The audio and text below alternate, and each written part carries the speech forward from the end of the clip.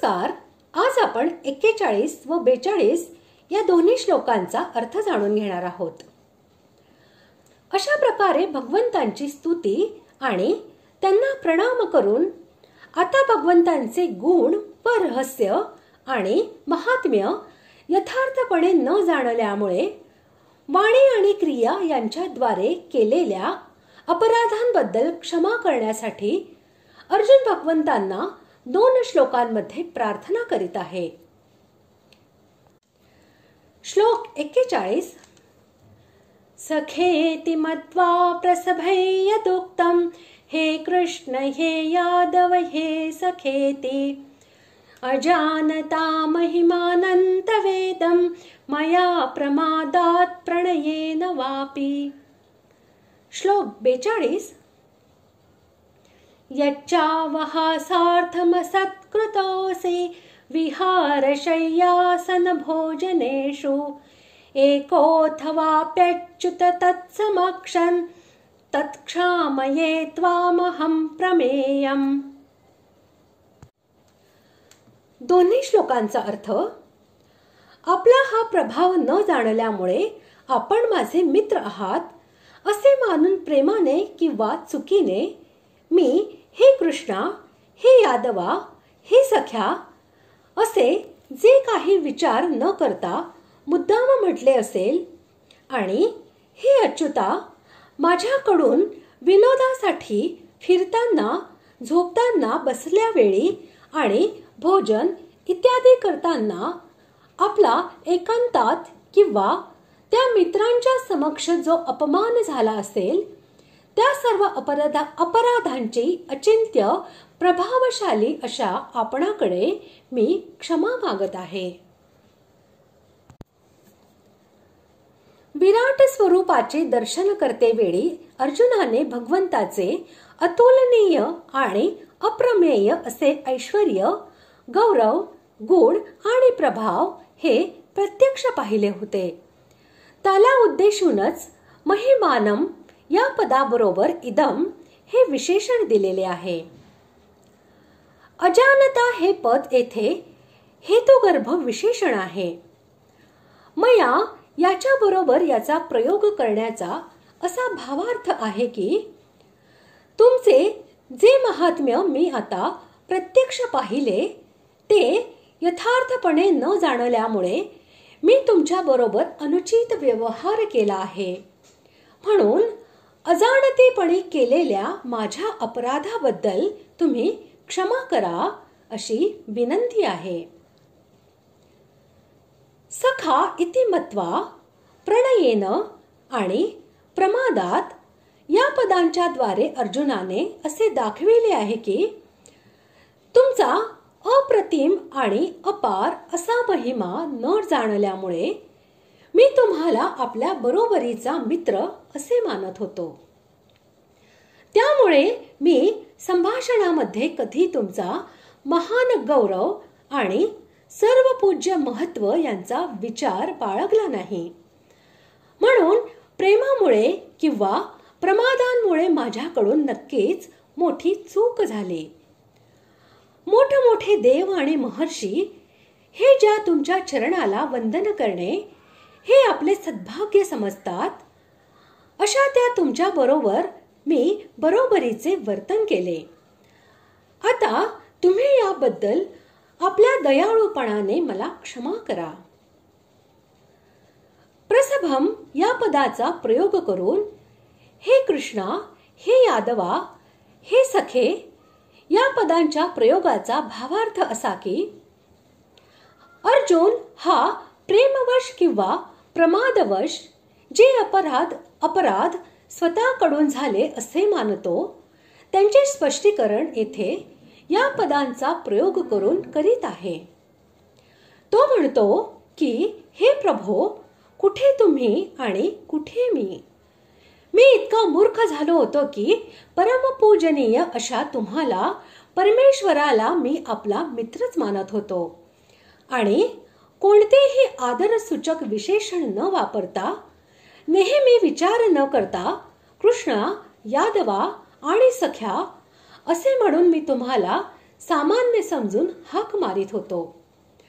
माझ्या या अपराधाबद्दल तुम्ही मला क्षमा करा.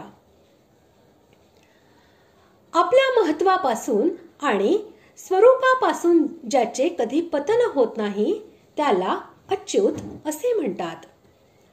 येथे भगवंताला अच्युत या नावाने संबोधित करून अर्जुन असे दाखवित आहे की मी आपल्या व्यवहाराने वर्तणुकीमुळे तुमचा जो अपमान केलेला आहे तो माझा मोठा अपराध नक्कीच आहे. परंतु हे भगवंता, माझ्या अशा व्यवहारामुळे वस्तुतः तुमची काहीही हानी होणार नाही. तुम्हाला आपल्या महिम्यापासून जराही विचलित करू शकेल अशी कोणतीही क्रिया या जगामध्ये असू शकत नाही. तुमचा कोणी अपराध करू शकेल असे कुणाचेही सामर्थ्य नाही, कारण तुम्ही नेहमी अच्युत आहात. मागील श्लोकात अर्जुनाने ज्या अपराधांचे स्पष्टीकरण केलेले आहे त्यापेक्षा निराळ्या आपल्या व्यवहारामुळे झालेल्या दुसऱ्या अपराधांचे वर्णन तो आता या श्लोकात करीत आहे. हे दाखविण्यासाठी पुन्हा याचा आणि मागील श्लोकात वर्णन केलेल्या अपराधांच्या बरोबर या श्लोकात सांगितलेल्या सर्व अपराधांचा समाहार करण्यासाठी च याचा प्रयोग केलेला आहे. अवहासार्थम याचा भावार्थ असा की प्रेम, प्रमाद आणि विनोद या तीन कारणांमुळे व्यवहारामध्ये मनुष्याला कुणाच्या मानापमानाचा विचार राहत नाही. कारण प्रेमाला नियम नसतो, प्रमादामध्ये चूक होते आणि विनोदामध्ये वाणीचे खरे स्वरूप सुरक्षित राहणे कठीण असते. एखाद्या सन्मान्य पुरुषाच्या अपमानामध्ये ही तिन्ही कारणे मिळून हेतू होऊ शकतात आणि वेगवेगळी सुद्धा असू शकतात. यांपैकी प्रेम आणि प्रमाद या कारणांच्या बाबतीत अर्जुनाने मागील श्लोकात सांगितले आहे. येथे अवहासार्थम या पदाने तिसरे कारण म्हणजे थट्टा, मस्करी हे अर्जुन दाखवित आहे. विहारशय्यासन भोजनेषु एक आणि तत्समक्षम या पदांचा प्रयोग करून असत्कृतोसी असे म्हणून अर्जुन त्या प्रसंगाचे वर्णन करीत आहे की ज्या प्रसंगी त्याला आपल्याकडून भगवंतांचा अपमान झाला असे वाटत आहे. तो म्हणतो, बरोबर चालताना, फिरताना, शय्येवर झोपताना, उंच किंवा खालच्या किंवा बरोबरीच्या आसनावर बसताना, खाताना, पिताना माझ्याकडून तुमचा वारंवार अनादर झालेला आहे. मग तो कदाचित एकांतात झालेला असो किंवा या सर्व लोकांच्या समोर झालेला असो. मला तो आता फार मोठा अपराध वाटत आहे. अशा प्रत्येक अपराधाबद्दल मी तुमची क्षमा मागतो. तत् हे पद येथे 41व्या व 42व्या श्लोकांमध्ये अर्जुनाने ज्या अपराधाचे वर्णन केलेले आहे त्या सर्व अपराधांचे वाचक आहे.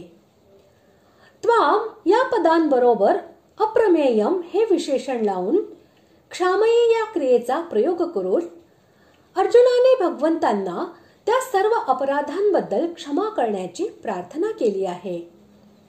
अर्जुन म्हणत आहे की हे प्रभो, तुमचे स्वरूप व महत्व हे अचिंत्य आहे. ते पूर्णपणे कोणीही जाणू शकत नाही. कुणाला त्याचे थोडेफार ज्ञान झाले तर ते तुमच्या कृपेनेच होते. पूर्वी मी तुमचा प्रभाव जाणत नव्हतो म्हणून तुमचा अनादर करीत होतो. आता तुमचा प्रभाव काहीसा जाणू शकलो आहे. हे तुमच्या परम अनुग्रहाचे फल आहे. मी तुमचा संपूर्ण प्रभाव जाणला आहे असे नव्हे. सर्व जाणण्याचे दूरच तुमच्या दयेने जेवढा प्रभाव दाखविला तेवढा सुद्धा मी समजू शकलो नाही. परंतु जे काही समजलो आहे त्यामुळे मला चांगल्या प्रकारे माहीत झाले आहे की तुम्ही सर्वशक्तिमान असे साक्षात परमेश्वर आहात. मी तुम्हाला आपल्या बरोबरीचा मित्र मानून तुमच्याशी जे वर्तन केले त्याला मी अपराध मानतो आणि अशा सर्व अपराधांच्या साठी मी तुमची क्षमा मागतो. अशा प्रकारे आज आपण 41 व 42 या दोन्ही श्लोकांचा अर्थ जाणून घेतला. पुढील भागात आपण 43व्या श्लोकाचा अर्थ जाणून घेणार आहोत. धन्यवाद.